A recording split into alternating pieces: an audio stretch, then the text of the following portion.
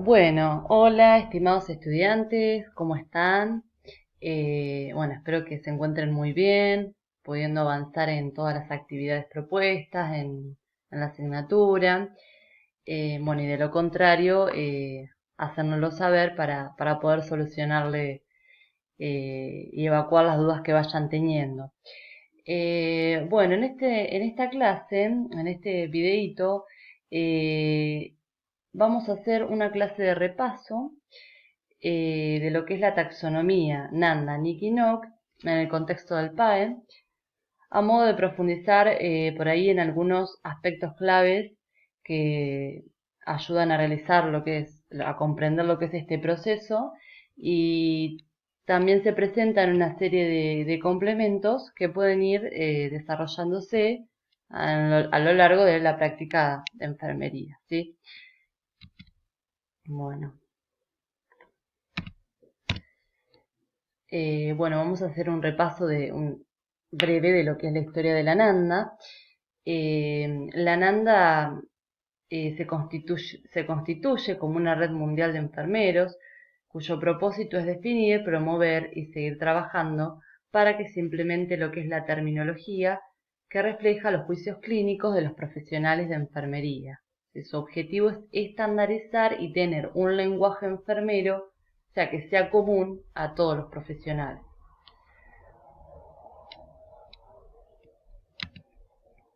La Nanda refleja en sus principios que la utilización del lenguaje enfermero estándar, reconocido internacionalmente, deja plasmado o documentado los conocimientos generados a través de los cuidados de los pacientes, generando ventajas en la gestión y administración de los cuidados de la salud.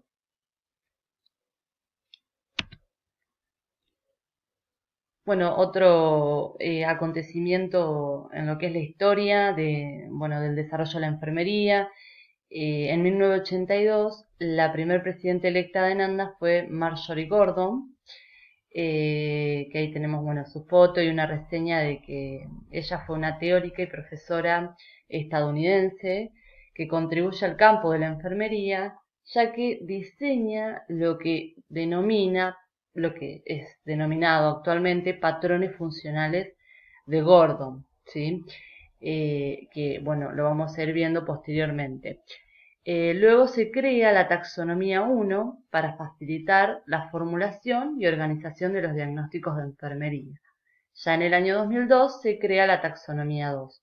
¿Sí? Uno va a abrir el libro de Nanda y va a encontrar en el índice que va a decir taxonomía 1 y 2. Por eso consideramos que es importante ir viendo un poquito esta diferencia para no perderse,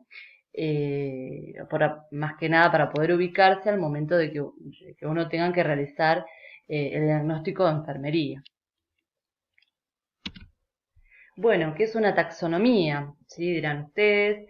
Es una ciencia que trata de los principios, métodos y fines de la clasificación. Tras una conferencia en el año 94, el Comité Taxonómico se reunió para incorporar nuevos diagnósticos de enfermería aprobados. La clasificación dentro de la taxonomía 1 resultó dificultosa, por lo que se decidió crear un nuevo esqueleto taxonómico, que fue lo que es la taxonomía 2. Tras un arduo trabajo, se clasificaron los diagnósticos de enfermería Nanda dentro de la estructura taxonómica basada en la modificación de los patrones funcionales de Gordon, y esto sí como que pudieron ver que logró disminuir la posibilidad de errores al generar diagnósticos. Un poquito la historia para ver por qué, para diferenciar, digamos, por qué encontramos dos taxonomías y para poder entenderlo. Esta taxonomía 2 en la que nos vamos a basar tiene 3 niveles, representando una jerarquía. ¿Sí? En la cúspide tenemos los dominios, que se considera una esfera de actividad, estudio o interés. Tomamos, por ejemplo, el dominio 11, seguridad-protección. ¿Sí? Dentro de ese dominio va a haber clases, que es una subdivisión de un grupo mayor por determinadas características. Por ejemplo, clase 3, violencia, dentro de ese dominio que es seguridad-protección.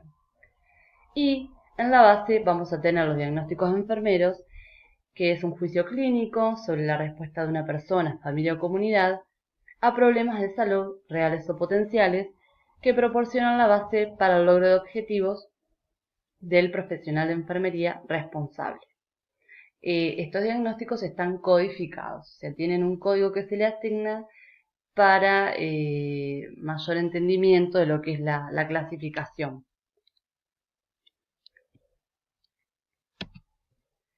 Bueno, también representa un sistema multiaxial, ¿sí? Un eje se define como la dimensión de la respuesta humana que se considera en el proceso diagnóstico.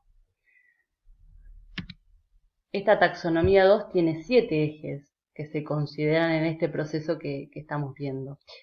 El eje 1 se va a tener en cuenta el concepto diagnóstico. Por ejemplo, va a estar determinado por dolor, ictericia, infección, ¿sí? ¿Qué significa eso? ¿Qué significa dolor? ¿Qué entiendo por ictericia? ¿Qué entiendo por infección? Tiene que estar conceptualizado. Eje 2, ¿sí? En el que se va a basar también es el sujeto del diagnóstico, ¿sí? Ya sea individuo, familia, grupos, comunidad. El eje 3 corresponde al juicio que uno hace, ¿sí? Digo, bueno, disculpen, justo me agarró tos, así como que interrumpí. Bueno, decía que en el eje 3 se emite el juicio, ¿sí? De ese patrón que estamos evaluando, ¿sí? Es deficiente, está desequilibrado, ineficaz, por ejemplo, ¿no? En el eje 4 vemos la localización, se tiene en cuenta, intestinal, tisular, renal. En el eje 5, la edad de ese sujeto de atención, ¿no? Niño, adulto, anciano, el grupo etario. El eje 6 tiene que ver con el tiempo, ¿sí? Si es un proceso agudo, crónico. Y el eje 7 con el tipo de diagnóstico, ¿sí? Real, de riesgo, de salud. Bien, seguimos. Durante la etapa diagnóstica, la emisión de un juicio clínico sobre el problema real o potencial de un paciente, familia o comunidad, tiene relación directa con la valoración que hacemos, con esa recogida de datos exhaustivas y la transformación de este juicio clínico, ¿sí? En la formulación de un diagnóstico enfermero se adquiere gracias al pensamiento crítico y científico, o sea que son habilidades que se van desarrollando, no es que de un momento para otro podemos llegar a arrojar un diagnóstico certero, ¿sí? Es ir aprendiendo diferentes habilidades que ahora vamos a ir viendo. La experiencia, por supuesto, también es un factor muy importante en este sentido, para esto. Las características de los diagnósticos de enfermería, bueno, se pueden resumir en que se centran en problemas derivados de las respuestas humanas acontecidas tras una alteración de la salud particular. El objeto de enfermería no es la enfermedad, ¿sí? En sí misma, sino la respuesta que tiene ese individuo a ese proceso de enfermedad, ¿sí? Describen respuestas de los usuarios ante situaciones clínicas que pueden ser tratadas por enfermería, ¿sí? Siempre el diagnóstico de enfermería vamos a responder con intervenciones de enfermería, no de otros profesionales.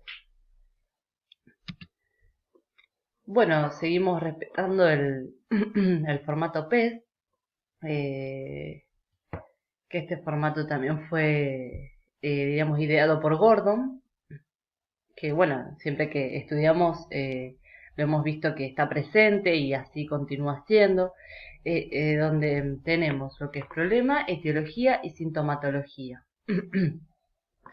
El problema es la parte que guía y define el resto del diagnóstico, ¿sí? Va a estar compuesto por la etiqueta y la definición de esa etiqueta. Por ejemplo, dolor agudo. La etiología se definen los factores relacionados o lo que son los agentes, las causas de ese problema que puede haber provocado la respuesta a ese individuo, ¿sí? Y se utiliza el nexo relacionado con, por ejemplo, acá dice agente lesivo físico, ¿sí? Sería la etiología de ese problema. La sintomatología se refiere a signos y síntomas que se observan o refiere al paciente, los cuales especifican la magnitud de la respuesta producida. El nexo va a ser manifestado por, y bueno, acá tenemos como ejemplo, informe verbal del dolor.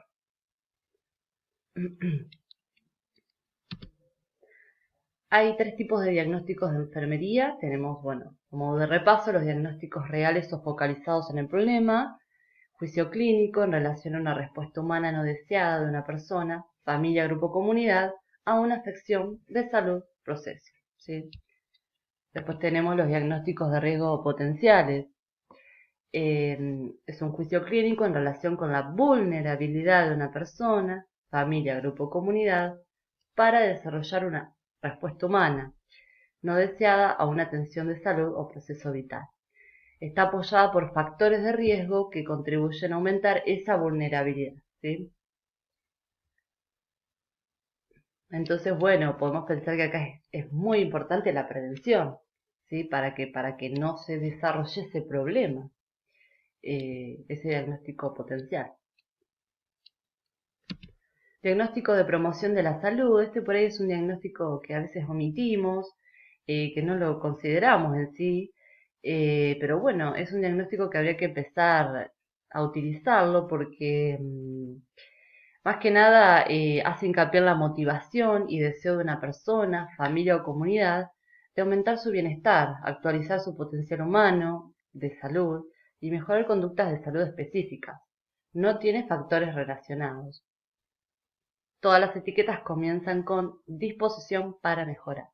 Entonces, por ejemplo, acá tenemos un ejemplo de disposición para mejorar los conocimientos manifestado por manifiesta interés en el aprendizaje. Estos tipos de diagnósticos son útiles en lo que es la promoción de la salud, la prevención de la enfermedad. Podríamos poner como ejemplo un paciente diabético que, por ejemplo, nada, manifiesta, uno le realiza la valoración y manifiesta que, bueno, que tiene predisposición para aprender, o sea, cómo mejorar su dieta para diabéticos, cómo tomarse la glucemia, ¿sí? Y bueno, entonces podríamos tener ahí un diagnóstico de promoción de la salud. Y así también en diferentes ámbitos donde haya disposición para mejorar ciertos patrones. Entonces, los tipos de diagnósticos de enfermería, este esquema simplifica un poco esto. Por ejemplo, real, diagnóstico de enfermería real, va a tener características definitorias, sí. Factores etiológicos, sí, o causales, ¿no? El diagnóstico de riesgo va a tener signos y síntomas, no, porque no se está manifestando. O sea que no va a estar el nexo manifestado por. Pero sí va a tener factores causales y etiológicos. Y el diagnóstico de promoción de la salud va a tener características definitorias, o sea, va a estar presente el nexo manifestado por, pero no va a tener factores etiológicos o causales. Bueno, ahora a continuación seguimos en otro video con lo que es valoración, competencias diagnósticas y razonamiento diagnóstico.